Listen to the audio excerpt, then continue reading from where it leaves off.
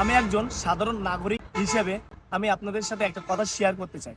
আপনারা একটু আগে যে ফুটেজটা দেখতে পেলেন, এটা খুলনা থেকে সাতক্ষীরা হাইওয়ের ভৈরবনগর থেকে বিনারপাতা এই রোডের মাঝ বরাবরের অবস্থা।